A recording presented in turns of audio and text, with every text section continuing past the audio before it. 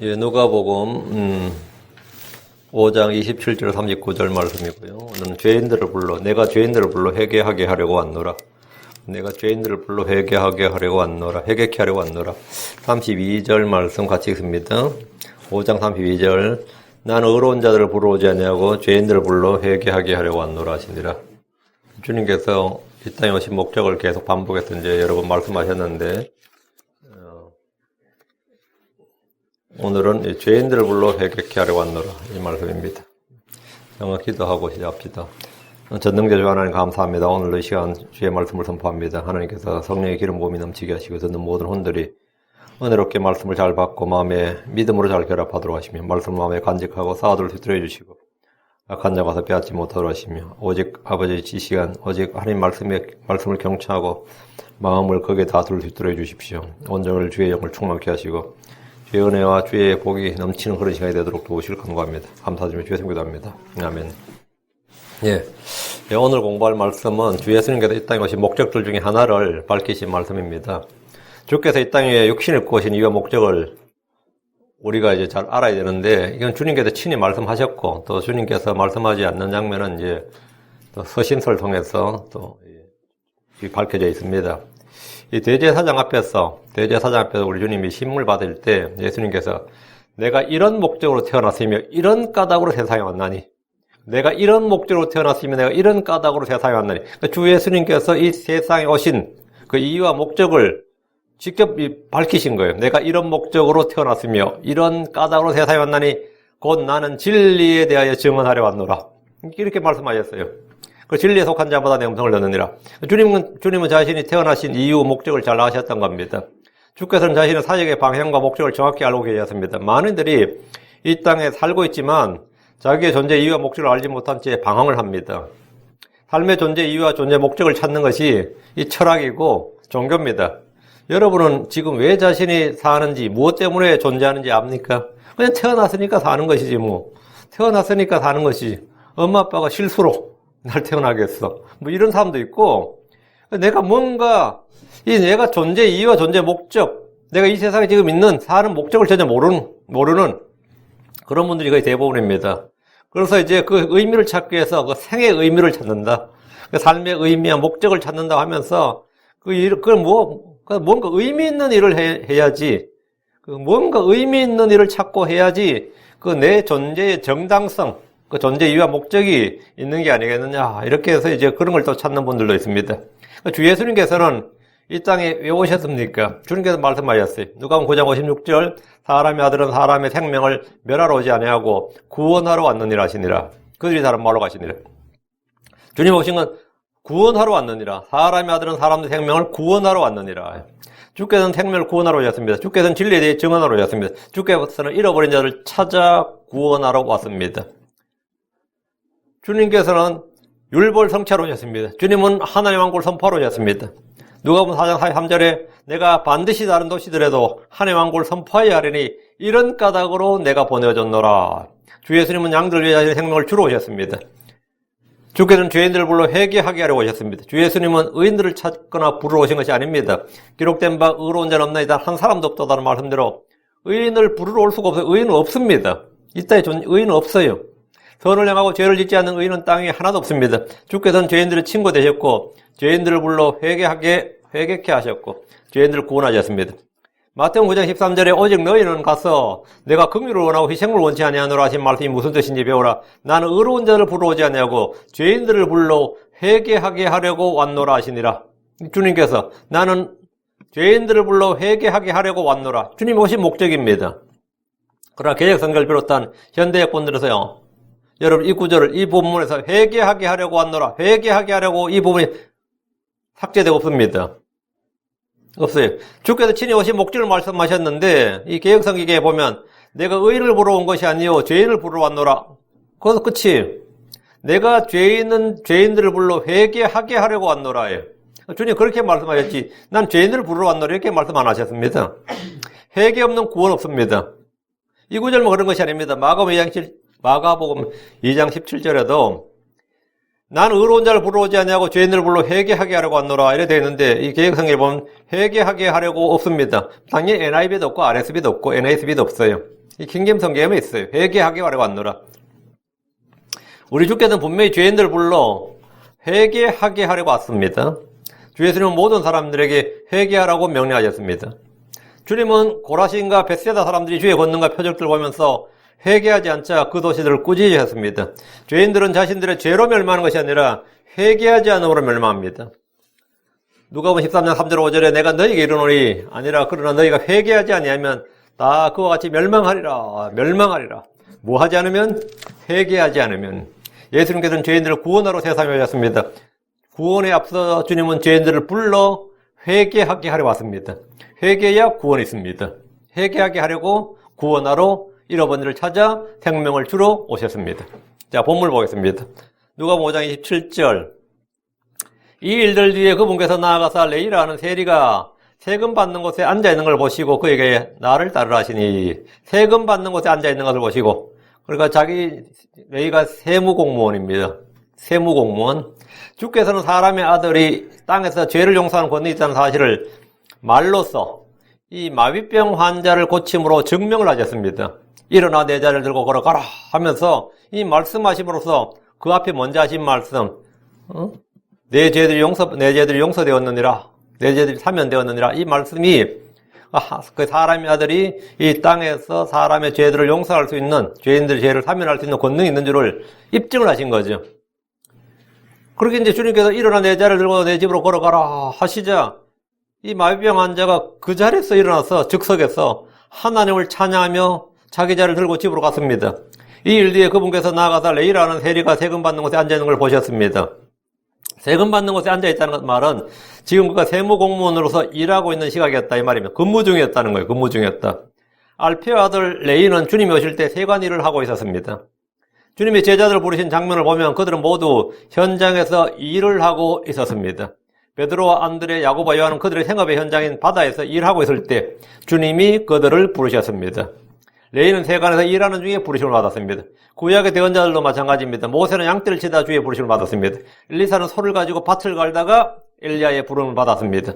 기도는 타작마당에서 일하던 중에, 열심히 타작마당에서 타작하던 중에 주의 천사가 와서 부르심을 받았습니다. 주님이 일하는 사람을 일꾼으로 부르신다는 사실은 너무나 분명합니다. 레이는 유대인으로서 세리가 되었는데 당시 유대인들은 세리와 창녀를 이 공인된 죄인들로 취급했고 그냥 그들은 세리라 부르지도 않았습니다. 그냥 죄인들하고 불렀습니다. 창녀와 이 세리는 그냥 죄인들하고 불렀어요.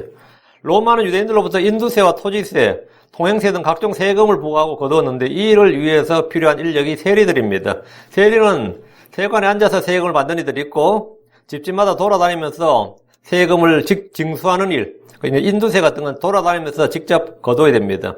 레이는 세관에 앉아서 일을 했던 것으로 보아서 직접 세를 걷는, 징수하는 세무공무원이 아니라 간접세를 거두는 일을 해서 알 수 있습니다. 유대인들은 이들 세리들을 로마를 위해서 일하는 사람들로 민족의 배반자로 여겼고 부과된 세금보다 더 많은 세금을 거두어서 뇌물을 바치고 자기들이 일정량을 착복을 했기 때문에 창녀와 같은 죄인 취급을 했습니다. 레이는 가버나움 세무서에서 일하는 세무공무원이었습니다. 가버나움은 상당히 큰 도시입니다. 가버나움은 로마 군대가 상주했던 중류 도시였고 북쪽으로는 시리아, 남쪽으로는 유대와 이집트를 잇는 중요한 교통 요충지로서 그러니까 무역로란 말이죠. 이 말은 뭐냐면 통관세가 있다는 겁니다. 여기 통관세가 있다고. 통관세가. 이제 이 세금이라는 게 일찍 발전해 있었죠. 세금이라는 게 로마는 일찍부터 이 세금을 거둬서 국가를 운영하니까 한국도 마찬가지로 어느 나라나 아무리 봉건 국가라도 세금이 없으면 국가가 운영이 안 되잖아요. 그 세금을 다 거둡니다. 근데 통관세란 것은 무역을 하면서 하는 것인데 이 가버나움이 바로 그런 도시였습니다. 그러니까 당연히 로마의 세무서가 설치가 되어 있었던 거죠. 로마의 세무서가. 주께서 세금 받는 곳에 앉아있는 레이를 보셨습니다. 보시고 오란 말은 주의 깊게 눈여겨보셨다 이 말입니다. 주께서 세관에 일하는 레이를 보시고 그에게 나를 따르라 말씀하셨습니다. 레이를 제자로 부르신 겁니다. 벳세다에서 어부들이었던 베드로와 요한, 야고보에게 나를 따르라고 하셨던 주께서 이번엔 세관에서 일하는 레이에게 나를 따르라 하셨습니다. 주님은 율법사들, 제사장들, 레위 사람들 또는 바리새인들, 서기관들을 제자로 부르지 않으셨습니다. 주께서 제자로 부르신 사람들은 강하고 힘있고 똑똑한 사람들, 집안이 좋은 사람들, 권력 있는 사람들 이런 것이 아니고 약하고 천한 사람들이었습니다. 주께서 우리를 부르신 것도 똑같습니다. 고린도전서 1장 26절에 형제들아 너희를 부르신 것을 너희가 보거니와 부르심을 받은 자로서 육체를 따라 지혜로운 자가 많지 아니하고 강한 자가 많지 아니며 고귀한 자가 많지 아니하도다 했습니다. 하나님 우리가 의인이어서 부르신 것이 아닙니다. 우리가 죄인이기 때문에 부르셨습니다. 우리가 똑똑해서가 아니라 어리석어서, 강해서가 아니라 약해서, 고귀한 자가 아니라 천한 자에서, 뭔가 썸씽이어서가 아니라 너싱이었기 때문에 우리를 부르신 겁니다. 근데 아무것도 아닌 사람들이지. 그게 우리가 부름받은 이유입니다. 혹시나 여러분 중에 자신이 뭔가 된 줄을 생각하면 그건 자기를 속인 거고 어리석은 사람입니다. 28절입니다. 그가 모든 것을 버려두고 일어나 그로 본을 따르니라. 레위가 상당한 결단력이 있는 거죠. 지금 세관에서 일하다가 앉아서 세금 걷고 일하다가 주님의 이 말씀에 그가 모든 것을 버려두고 이 말은 지금 직장을 당장 버렸죠. 그가 모든 걸 버려두고 일어나 그분을 따르니라. 레위는 주 예수님의 부르심을 받자마자 그 자리에서 일어나 주를 따랐습니다. 레위는 모든 것을 버려두고 일어났습니다. 레위는 직장 상사나 동료들에게 양을 구할 시간도 없이 곧바로 일어났고 자기 집에 가서 가족이나 친지들이나 친구들과 의논하지도 않았습니다. 주의 부르심에 그는 모든 것을 버려두고 일어났습니다. 이는 베드로와 요한과 야고보도 그러했습니다. 누가복음 11절에 그들이 자기들의 배들을 무태대고 모든 것을 버린 채 그분을 따르니라. 모든 것을 버린 채 그분을 따르니라. 베드로가 주 앞에서 한 말이 이겁니다. 누가복음 18장 28절. 그때 베드로가 이르되 보소서 우리가 모든 것을 버리고 주를 따랐나이다 하며 우리가 모든 걸 버리고 주를 따랐다. 베드로는 이 부분에 대해서는 상당히 당당하죠. 이 부분에 대해서는 이제 양심에 거리낌이 없고 이건 사실입니다. 우리가 모든 걸 버린 채 그분을 따랐단 말이에요. 우리가 모든 걸 버리고 주를 따랐나이다 하며 주를 따르기 위해서 치른 제자들의 그 희생, 그 대가, 이게 상당했던 겁니다. 그럼 주님께서 이 제자들이 자기를 따르기 위해서 치른 이 희생에 대해서 이 보상이 있습니다. 그게 이제 마가복음 10장 29절 30절에 예수님께서 응답하여 이르시되 진실로 내가 너희에게 이르노니 나와 복음을 위하여 집이나 형제나 자매나 아버지나 어머니나 아내나 자녀나 토지를 버린 자는 지금 이 시대에서 집과 형제와 자매 어머니와 자녀 토지를 100배나 받되 핍박과 함께 받고 오는 세상에서는 영원한 생명을 받으리라 했습니다. 이들은 예수님으로부터 주급을 받은 것도 아니고 월급을 받은 것도 아닙니다. 연봉을 받은 것도 아니고 계약서를 쓴 것도 없어요. 최소한 하면 컨트랙을 맺어야 되는데 계약서를 쓴 것도 없다고. 그렇다고 해서 제자들이 무급봉사를 했다든가 열정페이를 한 것도 아닙니다. 주께서는 그들의 희생과 섬김과 수고와 노력에 대해서 100배의 보상을 약속하셨습니다. 29절입니다. 레위가 그분을 위하여 자기 집에서 큰 잔치를 베푸니 세리들과 또 그들과 함께 앉은 다른 사람들의 큰 무리가 거기 있더라. 이 모든 것을 버리고 주를 따른 레위는 주 예수를 위해 자기 집에서 큰 잔치를 베풀었습니다. 이 잔치에 참여한 사람들을 보면 그 잔치의 성격을 알 수 있습니다. 레위가 그분을 위해 베푼 잔치에 참석한 사람들은 동료 세리들과 다른 사람들의 큰 무리였습니다. 일반 유대인들은 세리를 죄인으로 여기기 때문에 그들의 잔치에 참여하지 않습니다. 세리 레위가 베푼 잔치에 참여한 사람들은 소위 말하는 하층민들, 소외계층 비주류들입니다. 레위는 이 잔치를 통해서 자기가 만난 예수 그리스도를 그들에게 소개하고 만남을 주선하려 했다는 의도가 있었습니다. 그는 큰 잔치를 베풀고 사람들을 불렀습니다. 이것은 먹고 마시고 놀고 유흥을 즐기려는 잔치가 아닙니다.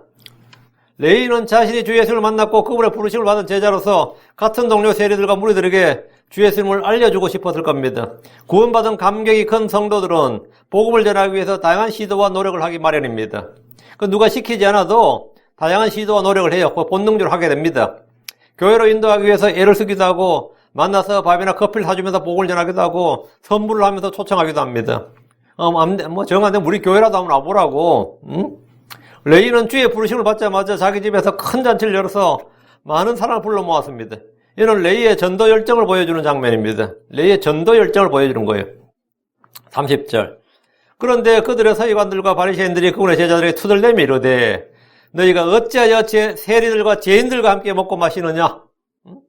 너희가 어찌하여 세리들과 죄인들과 함께 먹고 마시느냐? 지금 이게 있을 수 있는 일이냐 이 말이에요. 어떻게 이런 일이 있을 수 있느냐?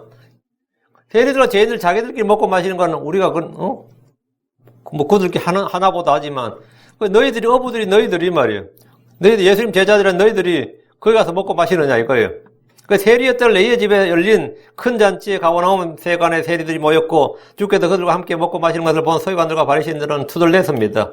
그들은 예수님이 그런 자리에 있는 것이나 그들과 함께 먹고 마시는 것이 못마땅했습니다.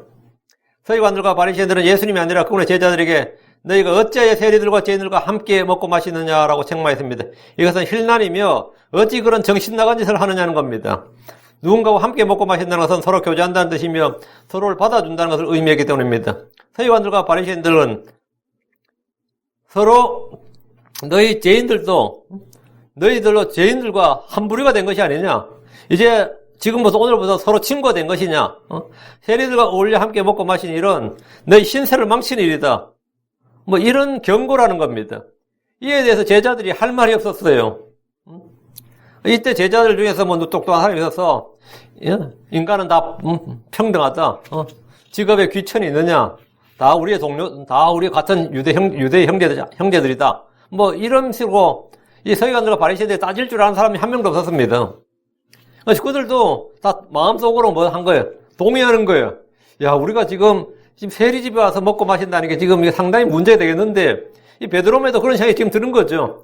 그러니까 서기관과 바리새인들이 딱 따지고 너희가 어째 세리들과 죄인들과 함께 먹고 마시느냐 하는데 할 말이 없었던 거예요.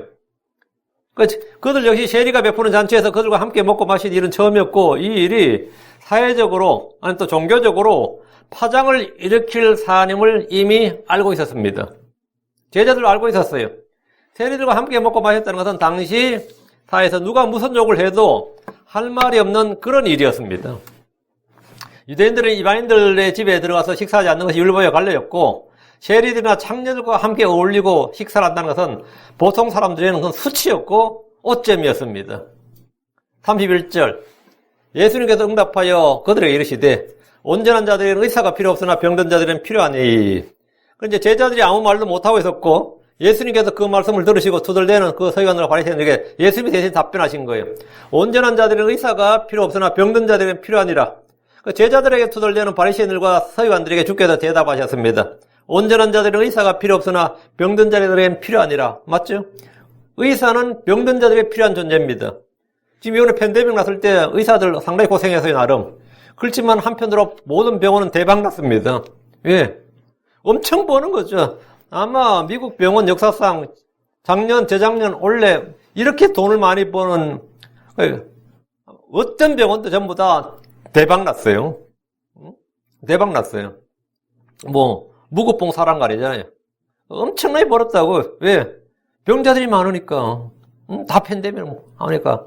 거기다가 이거 어떤 건 또 안 고쳐져도 돼요.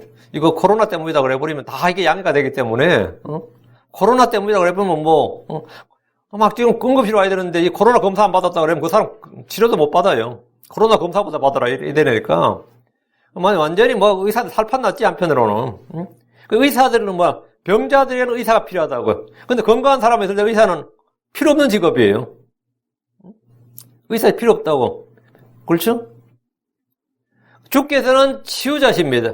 그분은 자신에게 나오는 모든 병자를 다 고치셨습니다. 주께서 이스라엘에게 나는 너를 치유하는 주니라고 하셨습니다. 주님은 땅을 고치십니다. 주님은 물들을 치유하십니다. 주님은 상한 영과 상한 마음을 치유하십니다. 주 예수님은 마음과 몸을 모두 치유하시는 분입니다. 그분은 우리의 성격과 성품과 기질을 치유하십니다. 우리의 행동을 고치십니다. 주께서 병자들이 올 때 내 죄들이 용서받았느니라고 하신 후에 마비병 환자를 그 자리에서 고치셨습니다. 이는 시편 103편 3절에 그분께서 내 모든 불법을 용서하시고 내 모든 질병을 고치시며 이 구절에 그분께서 내 모든 불법을 용서하시고 내 모든 질병을 고치시오. 그러니까 이 그분이 누구죠? 하나님이죠. 그분께서 내 모든 불법을 용서하시고 내 모든 질병을 고치시니까 주님께서 내 죄들 용서받았느니라 일어나 내 자리를 걸어가라면 이 말씀은 정확히 맞죠. 불법을 용서하시고 죄를 고치시고 그럼 예수님이 자신이 뭐라고요? 시편 103편 3절에 나온 그분이 나다 이 말입니다. 그러니까 주님 그 시편 103편 3절을 그대로 그 집에서 보이신 거예요. 내 죄들을 용서받았느니라 하고 질병을 고치셨단 말이죠. 이 말씀대로 불법 용서와 질병의 치유가 한 번에 한 분에 의해서 한 자리에서 일어났습니다. 그 뭐냐? 예수님이 바로 하나님 자신임을 보여주신 겁니다.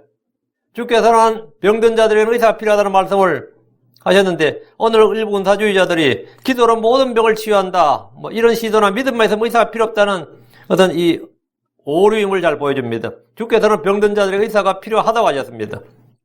물론 우리는 의사나 병원 시스템에 의지하지 않고 주를 신뢰합니다. 믿음의 기도는 병든 자를 구원한다는 주의 말씀을 전적으로 신뢰합니다. 주께서는 우리의 연약함과 질병을 담당하셨다는 사실도 인정하고 신뢰합니다. 그럼에도 의사는 여전히 병든 자들이 필요합니다. 누가는 사도 바울의 주치의였습니다. 32절 나는 의로운 자들을 보러 오지 아니하고 죄인들을 불러 회개하게 하려고 왔노라 하시니라. 서기관들과 바리새인들은 자기들을 의로운 자로 여겼습니다. 바리새인이었던 사도 바울도 자기는 율법의 의로는 흠이 없는 자로 했습니다. 대부분의 바리새인들은 자기들이 의롭다고 스스로 믿고 있었습니다.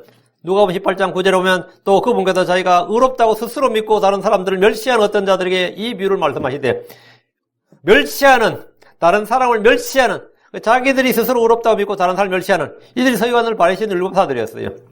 이들의 주님께서 말씀하셨는데 그들은 기도할 때 자기들은 다른 사람들과 착취하는 자들과 불의한 자들과 간음하는 자들과 같지 아니하고 더욱이 이 세리와도 같지 아니함을 감사하나이다. 뭐 이런 기도했습니다.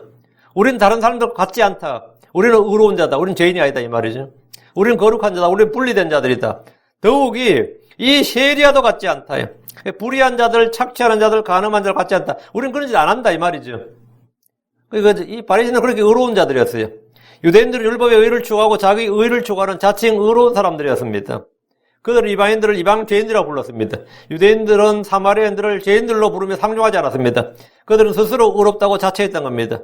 주 예수님께서 나는 의로운 자들을 부르러 오지 아니하고 있는 이 말씀은 자기를 의롭다고 생각하거나 의롭다고 주장하는 이들을 부르러 오신 것이 아니란 말입니다. 이 땅에는 죄를 짓지 않는 의로운 자가 없기 때문입니다. 장녀들이나 세리들은 자기들이 죄인들임을 너무나 잘 알았고 인정했습니다. 그들은 성전에 올라가 기도할 때도 하늘을 우러러보지 못했습니다. 누가복음 18장 13절에 세리는 멀리 서서 감히 눈을 들어 하늘을 우러러보지도 못하고 다만 가슴을 치며 이르되 하나님이여 죄인은 내게 긍휼을 베푸소서 하니라. 주께서 이런 죄인들을 불러서 회개하게 하려고 왔다는 겁니다. 주의 이 말씀은 의인들과 죄인들을 분리하는 것이 아니라 자칭 의인들에 대한 경고입니다. 성경에 따르면 의인은 없습니다. 전도서 7장 20절에 선을 행하고 죄를 짓지 않는 의인은 땅에 하나도 없느니라. 율법의 행위는 어떤 육체도 그분의 눈앞에서 의롭게 될 사람이 없습니다. 로마 3장 3절에 모든 사람이 죄를 지어 하나님의 영광에 이르지 못하더니 했습니다. 그런데 불구하고 바리새인들과 서기관들을 비롯해서 많은 유대인들은 자기들을 의롭게 여겼습니다. 주께서는 모든 사람을 구원하실 수 있지만 마음이 교만한 사람, 스스로 의롭게 여긴 사람, 무엇보다 회개하지 않는 사람, 주 예수를 믿지 않는 사람은 구원하실 수 없습니다. 이는 우리 주 하나님의 능력의 문제가 있어서가 아니라 그들이 원치 않기 때문입니다. 지옥에 간 죄인들은 주께서 구원하지 못하신 것이 아니라 그들이 구원을 원치 않았기 때문입니다. 누가복음 13장 34절에 오 예루살렘아 예루살렘아 내 대언자들을 죽이고 내게 보낸 자들을 돌로 치는 자여 암탉이 자기 새끼들을 자기 날개 아래 모은 같이 내가 얼마나 자주 내 자녀들을 함께 모으려 하였더냐. 그러나 너희가 원치 아니하였도다. 주 예수님은 사람들을 불러 회개케 하러 왔습니다. 그들에게 그들을 구원하러 왔습니다. 생명을 찾으러 왔습니다. 자신이 그들의 생명을 주러 오셨어요. 그러나 너희가 원치 아니하였도다. 지옥 간 모든 사람들은 왜 지옥 가 있느냐 그러면 주님이 그들을 구원해 주지 않아서가 아니에요. 예정받지 못해서 선택받지 못해서 아닙니다. 그들이 구원을 원치 않았습니다. 그들은 회개하기를 원치 않았습니다. 그들은 죄인이라는 걸 인정하기를 원치 않았습니다. 빛으로 나오기를 원치 않았습니다. 구원받지 못한 사람들은 빛을 미워합니다. 주 예수를 원치 않습니다. 주께 오기를 원치 않습니다. 요한복음 5장 40절에 그러나 너희는 생명을 얻기 위해 내게 오기를 원치 아니하는도다. 주님이 하신 말씀이 너희는 생명을 얻기 위해서 영원한 생명을 얻기 위해서 내게 오기를 원치 아니하는도다. 내가 구원받지 못한 유일한 이유는 내가 원치 않기 때문입니다. 주님은 원하는 자는 다 내게로 오라 해요. 목마른 자는 다 내게로 오라 해요. 누구든지 원하는 자는 누구든지 값없이 생명수를 취하러 와 있습니다. 어떤 자? 원하는 자예요. 원하기만 하면 구원받을 수 있습니다. 사람 누구든지 원하기만 하면 구원받을 수 있어요. 누구든지 내게 오는 자는 내가 결코 쫓아내지 아니하리라 하였습니다. 주께 오는 사람 중에서 주께 거부당한 사람, 리젝트 당한 사람은 단 한 명도 없습니다. 있을 수가 없어요. 주님은 단 한 명도 쫓아내지 않으십니다. 다 받아주십니다. 33절입니다.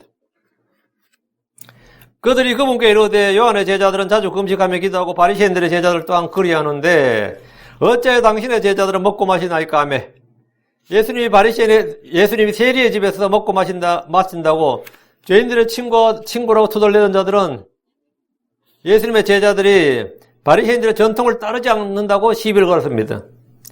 예수님의 제자들은 왜 금식하지 않고 먹고 마시냐 이겁니다. 침례자 요한의 제자들은 자주 금식하며 기도했습니다. 바리새인들 제자들도 자주 금식하고 기도했습니다. 그러나 예수님의 제자들은 금식하는 것 같지도 않고 자주 기도하는 것 같지도 않단 말이죠. 그냥 보니까 먹고 마시더라 이거죠. 이에 대해서 종교성과 경건과 영성이 부족한 것이 아니냐 이 비난입니다. 바리새인들은 일주일에 2번 금식했습니다. 길거리에 서서 길게 기도했습니다. 그들은 사람들이 보는 데서 자선을 행했습니다. 옷단을 넓히고 성구함을 크게 했습니다. 주께서는 사람들 앞에서 보이기 위해 하는 이런 종교 행위는 위선이요 가시로 하였습니다. 금식을 할 때나 기도할 때나 자선행할 때 은밀하게 아무도 보지 않는 데서 은밀하게 행하라고 하였습니다. 34절 그분께서 그들에게 이르시되 신랑이 혼인방 아이들과 함께 있을 때 너희가 그들을 금식하게 할 수 있겠느냐. 신랑이 혼인방 아이와 함께 있을 때 이건 잔치죠. 결혼잔치에서 금식하는 사람이 있을 수 없는 거죠. 그건 말도 안 되는 거지. 주님은 자신의 제자들이 자주 금식하지 않는 이유를 말씀해 주셨습니다. 신랑이 혼인방 아이들과 함께 있을 때 너희가 그들을 금식하게 할 수 있겠느냐? 금식하라고 말할 수 있느냐 이거예요. 구약 성경에서 하나님과 이스라엘은 신랑과 신부의 관계로 묘사되어 있습니다. 주께서는 이스라엘의 배교를 배우자의 부정, 음행으로 말씀하셨습니다. 신약에서는 예수님과 교회를 신랑과 신부로 묘사합니다. 지금 예수님께서는 자신을 신랑이라고 하신 것입니다. 이건 구약을 배경으로 하고 있습니다. 복음의 시대적, 사회적 상황은 신약이 아니라 지금 구약입니다. 이 복음서는. 예수님은 자신을 신랑이라고 하신 것은 구약의 주 하나님이다 이 말입니다. 그분께서 지금 이 땅에 오셨습니다. 이 땅에 오셨어요. 그리고 주님은 제자들과 함께 있는데 이 제자들 신랑과 함께 있는 혼인방 아이들이라고 하셨습니다. 침례자 요한은 자신을 신랑의 친구로 했습니다. 십자가 사건 이전에 있는 제자들은 그분의 친구들입니다. 요한복음 15장 15절에 이제부터는 내가 너희를 종이라 하지 아니하리니 종은 자기 주인이 하는 걸 알지 못하느니라. 오히려 내가 너희를 친구라 하였나니 이는 내가 내 아버지께 들은 모든 걸 너희에게 알려주었기 때문이라. 그 침례자 요한도 내가 신랑의 친구라 그랬고 제자들로 주님께서 너희는 신랑의 친구들이다. 응? 친구들이다.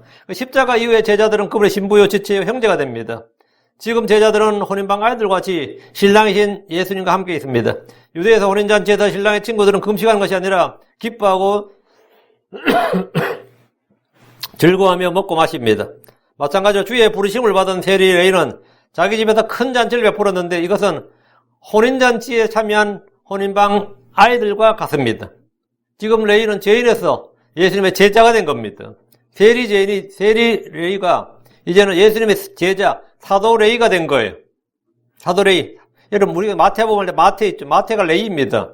마태가 레이예요. 지금 이렇게 제자가 되고 주님의 제자가 되고 이렇게 주님께 속한 사람이 되는데 지금 이런 기쁜 잔치가 벌어지고 있는데 금식하라고 할 수 있느냐 이거예요. 누가 이들에게 금식을 하라고 한다면 그것은 도리어 이상한 일이다 이거예요. 이건 이상한 일이다. 35절. 그러나 날들이 이르러 그들이 신랑을 빼앗기리니 그 날들에는 그들이 금식할 것이니라 하시니라. 제자들은 금식을 영원히 안 한다. 그건 아니다 이거예요. 신랑을 빼앗기리니 그 날들에는 그들이 금식할 것이니라. 주님께서는 자신의 죽음을 이미 말씀하고 계신 거죠. 주께서는 제자들이 지금은 금식하지 않지만 금식할 날이 온다는 것을 말씀해 주셨습니다. 제자들이 금식하는 날은 그들이 신랑을 빼앗길 때입니다. 그러나 날들이 이르러 언제예요?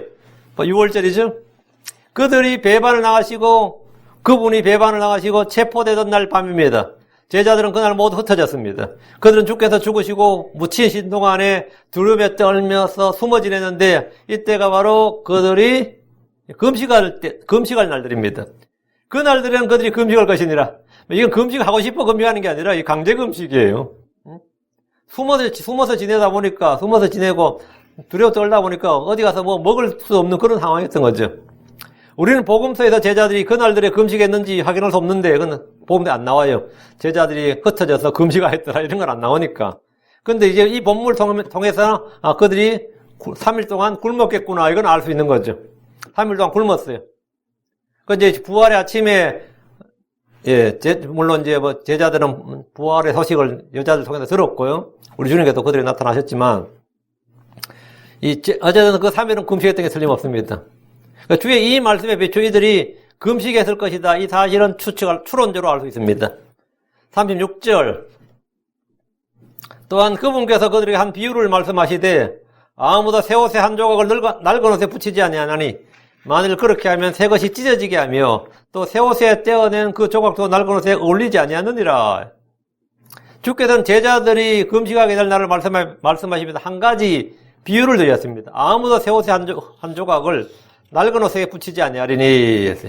이것은 바느질하는 사람들의 상식이죠. 낡은 옷에 새 옷에 조각을 붙이면 새 옷 조각이 낡은 옷을 찢어지게 합니다.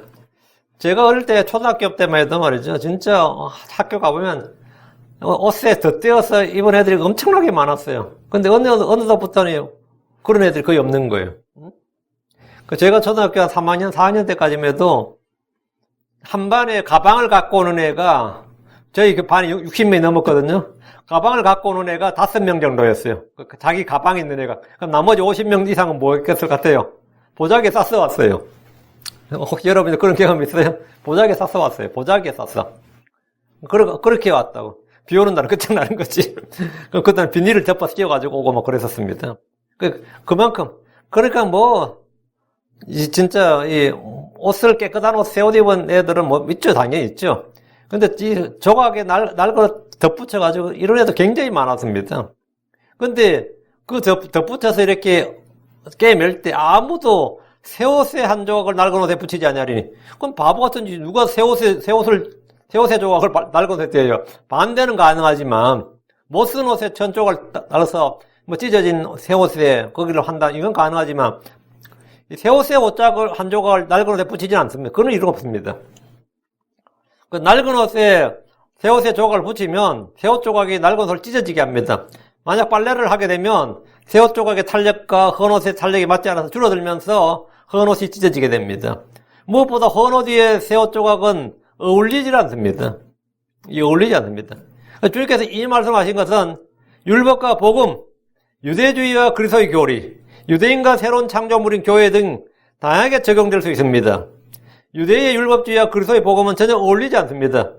율법의 의와 복음의 의, 육신과 성령, 유대인과 크리스천은 헌옷과 새옷감의 차이보다 오히려 큽니다. 더 커요. 유대 민족주의나 율법주의는 복음과 교회와 전혀 어울리지 않습니다. 킹제임스 성경을 하나님의 말씀으로 믿고 사용하는 사람들은 그렇지 않은 일반 교회에 가면 어울리지 않습니다. 어울리질 않아요. 반대로 마음을 새롭게 하지 않는 제도권 교회 목사들이 이 킹제임스 성경을 바꾼 뒤에 자신이 성경 신자인 것처럼 강단에서 설교를 하는 건 역시 전혀 어울리질 않습니다. 제가 어느 교회들이 킹제임스 성경을 바꾼다 그래가지고 야 놀라운 일이다 생각했어요. 성경만 바뀌었어요. 성경만 바뀌었어. 교리도 그대로고 설교도 그대로고 모든 가르침도 하나도 바뀐 게 없어요. 성경만 그냥 바뀌었어. 왜 킹제임스 성경하고 그게 어울리냐? 안 어울리죠. 전혀 어울리지 않습니다. 그래서 그래도 킹제임스 성경 쓰는 교회라고 생각가지고 반가운 마음에 제가 찾아가 보기도 하고 만나기도 했는데 한번 만나보면 실망이 말할 수가 없어요. 이거 전혀 크레딧을 줄 수 없는데 이 크레딧을 준 거지, 처음에. 어울리지 않습니다. 37절입니다. 아무도 새 포도즙을 낡은 부대에 넣지 아니하나니 그렇게 하면 새 포도즙이 부대를 터뜨려 포도즙이 쏟아지고 부대도 못 쓰게 되리라. 아무도 새 포도즙을 낡은 부대에 넣지 않는다는 것은 농업을 주출한 유대인들의 상식이었습니다. 낡은 부대에 새 포도즙을 넣으면 이 포도가 이제 넣으면 발효가 되죠. 그 발효력이 상당합니다. 발효가 되면 팽창이 돼요. 그때 여섯 부대는 전부 다 가죽 부대거든요. 짐승을 잡아서 그 말린 그 가죽을 이제 깨면 부대란 말이죠. 그러니까 이게 터지죠. 팽창돼서 낡은 부대가 터져버립니다. 포도즙은 그럼 쏟아지게 되고 가죽이 터지니까 부대가 터지니까 포도즙이 다 쏟아지고 그 부대는 또 터져버린 바람에 못 쓰게 됩니다. 새 포도즙은 새 부대에 넣는 것은 포도 수확을 하는 사람들에게는 기본적인 상식이고 지식입니다. 예수님의 교리는 새 포도즙입니다. 은혜의 복음은 새 포도즙입니다. 유대교의 형식주의와 율법은 낡은 가죽이고 낡은 가죽 부대입니다. 무엇보다 유대인들의 전통과 사람들의 전통은 낡은 가족 부대입니다. 영이요 생명인 말씀, 은혜의 복음은 유대교라 낡은 가족 부대에 담을 수가 없습니다. 자주 금식하며 기도한다는 그들의 자랑은 은혜를 통해 주어지는 주의 기쁨과 평강, 안식과 자유를 담을 수가 없습니다. 은혜의 복음을 담으려면 우리가 먼저 새 가족 부대, 새 사람이 되어야 됩니다. 누구든지 그리스도 안에 있으면 그는 새로운 창조물입니다. 다시 태어난 사람, 성령에서 난 사람은 새 사람입니다. 주께서 새 포도주를 낡은 부대에 넣지 않는다는 말씀은 너희가 회개하여 새롭게 되라는 겁니다. 너희가 회개하여 새롭게 되지 않으면 나의 가르침이나 교리나 능력이나 너희가 보는 표적 이 모든 것이 너희에게 아무런 유익도 주지 못한다는 겁니다. 주님이 아무리 정말 천지창조의 복음과는 표적을 행하더라도 그들이 그것을 통해서 구원받느냐? 못 받는다 이거예요. 못 받는다 이거예요. 마음을 새롭게 함으로 변화를 받으라 해요. 사람이 새 가족 부대가 되는 방법, 그 마음을 새롭게 하여 변화를 받는 것, 회개하는 겁니다. 회개하고 복을 믿는 거예요. 자주 금식하는 것을 자랑하지 말고 굳어진 마음을 갈아엎으라 이거예요. 그래야지 새 포도즙이 들어간다 이거죠. 38절 오직 새 포도즙은 반드시 새 부대에 넣어야 하니 그리하면 둘 다 보존되느니라. 주께서 하신 이 말씀은 얼마나 유명했던지 제가 불신자 시절에도 자주 듣고 알던 말씀이에요.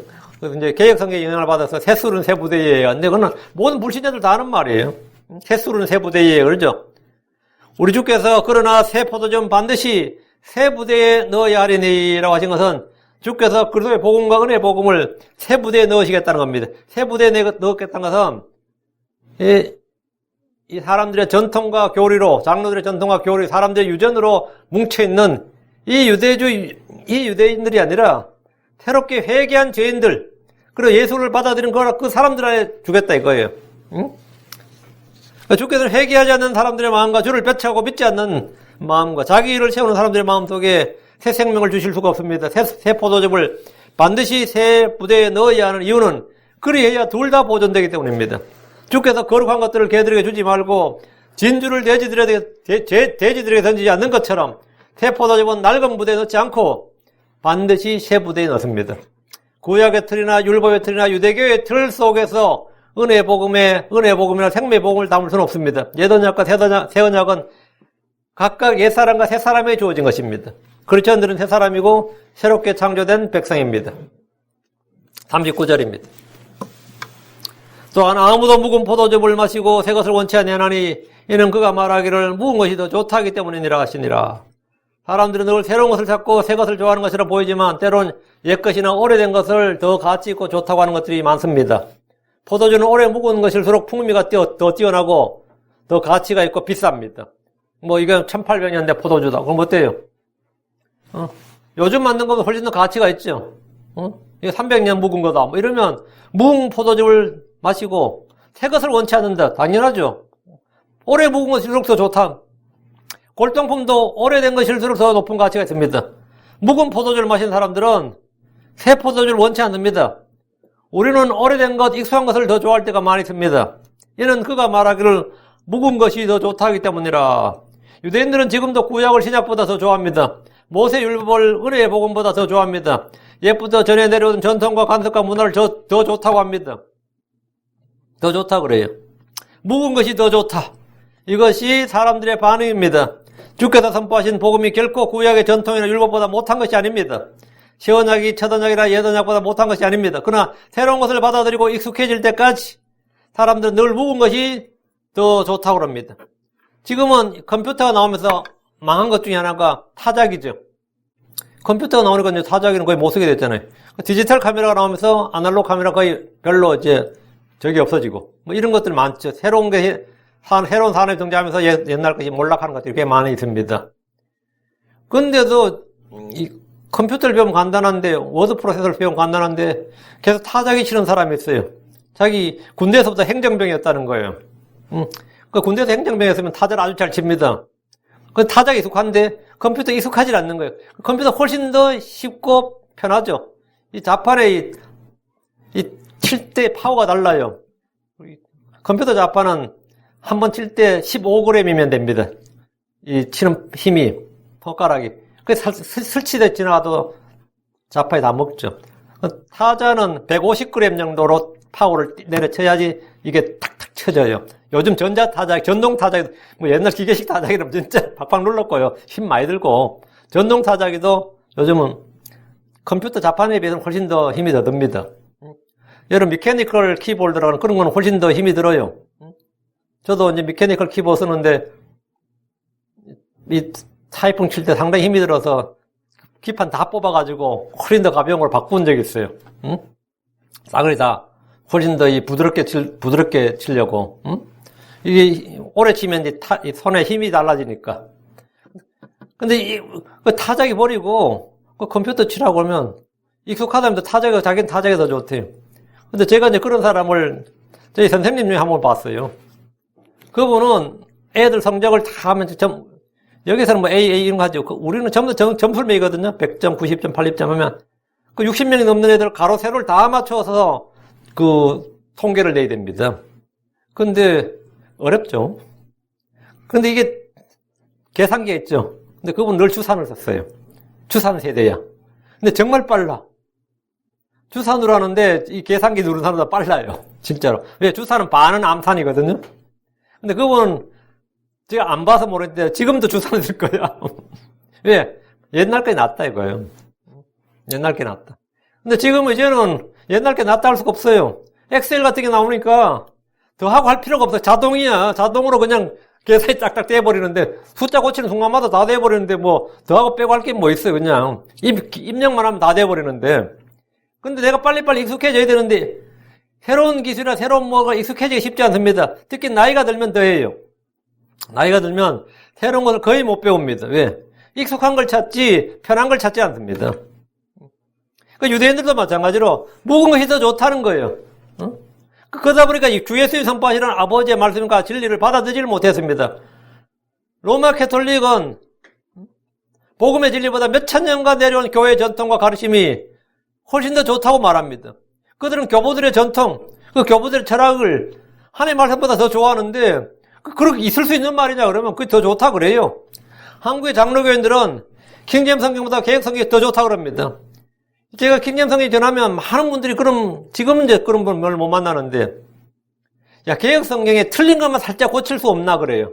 틀린 것만 살짝 고쳐서 다시 인쇄하면 되지 않느냐. 뭐 전면적으로 새로 번역할 게 아니라 빠진 거 더하고 개혁 성경 틀은 그대로 두고 빠진 단어 더하고 틀린 것만 살짝 고쳐서 그냥 내면 자기는 그걸 보겠다 이거예요. 개혁성이 훨씬 좋다는 거예요. 훨씬 안 좋아요, 사실은. 근데 그 사람이 그게 뭐라고? 훨씬 좋다는 거예요. 근데 그런 분은 꽤 많이 만났어요. 훨씬 더 좋대. 성경적인 독립신대교보다는 본래 다니던 장로교회가 훨씬 더 좋다고 그럽니다. 더 좋대요, 어쨌든. 이 참으로 놀라운 일인데, 묵은 것이 더 좋다 이거예요, 묵은 것이. 이것은 옛사람의 본성입니다. 사람이 늙으면 새로운 것을 배우지 못한다는 말이 있습니다. 이는 몸이 늙어서가 아니라 마음이 늙어서 이 수용성 감각이 없기 때문입니다. 그 수용성 감각이 없어요. 근데 요즘 이 셀폰 안 쓰는 사람 없죠? 여러분이 셀폰 써도 이 셀폰에 있는 기능에 5%를 쓰는 사람이 거의 없습니다. 5% 쓰는 사람이라 5% 아는 사람이 없어요. 이 애플에서 이 디자인 설계할 때 이 사람 만든 이 속의 기능은 수천 가지가 넘어요. 수천 가지 넘어도 내가 쓰는 기능은 5가지에서 10가지 이내야. 그게 다고 앱도 앱이 수만 개 있어도 내가 쓰는 앱은 보통 2-3가지야. 그 정도 다 하지. 나머지 다들 문의로만 거기 있는 거지. 한 번 더 폰 바꿀 때까지 한 번도 터치 안 해본 앱이 수두룩합니다. 한 번도 터치 해볼 일도 없고 그런 거 배울 필요도 없고. 예. 저도 이 동영상 만드는데 제일 쉬운 무비메이커라는 걸 썼어요. 진짜 쉬워요. 30분에 5분, 10분만 배우면 되는 거예요. 기능이 별로 없죠. 무료만 찾다 보니까 무료는 전부 대부분 다 그런 기능이에요. 그러면 다른 기능이 좀 필요한데 싶어서 유료 찾으려니까 뭐 해야 되죠? 배워야 돼. 그러니까 소니에서 나온 걸로 한번 바꿔보자. 그 가격이 좀 비싸죠. 애플에서 나온 걸로 그거는 애플하고 연동이 돼요. 299불이야. 응?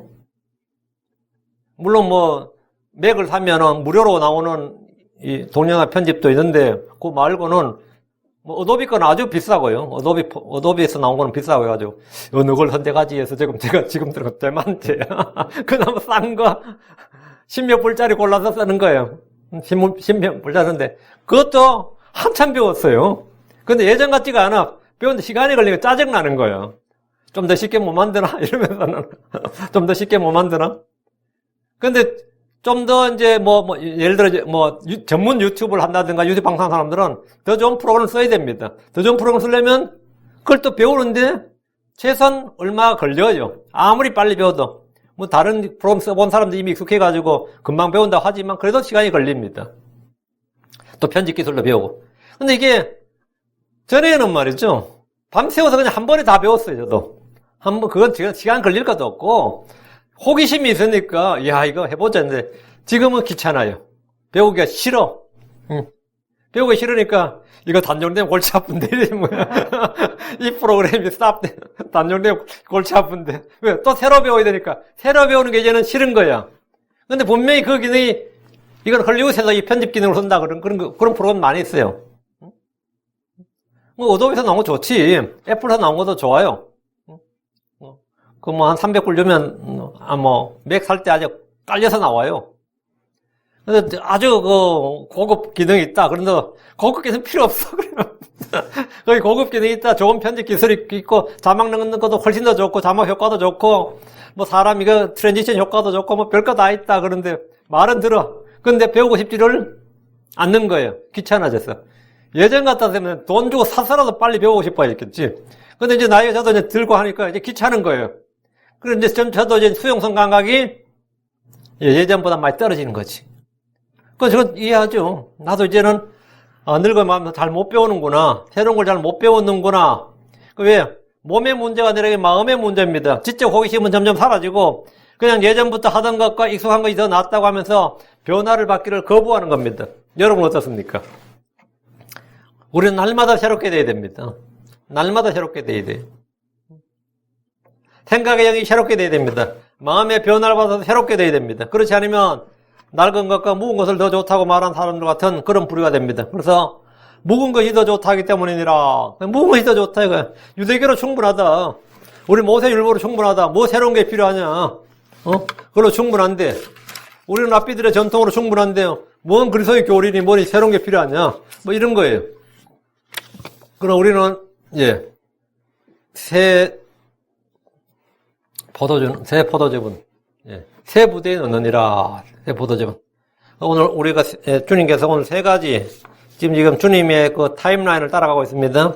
죄인들을 불러 해결케 하려고 하노라. 다음에 이제 새 포도즙은 새 부대에 넣는다까지 했습니다. 오늘 여기까지 하고 다음 시간에 계속해서 하겠습니다. 여러분이 누가복음은 여러분이 알다시피 내용이 쉬워요.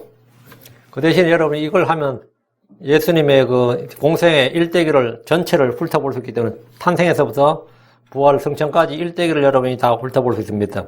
누가복음 성천까지 나와요. 탄생 이전부터 성천까지. 그래서 매주 한 번의 에피소드가 나오는 거죠. 오늘은 죄인들을 불러 해결케 하려고 하노라. 이 부분을 가지고 이제 공부를 했으니까 매주죠. 우리는 매주마다 여러분 잘 따라오시기 바랍니다. 기도합시다.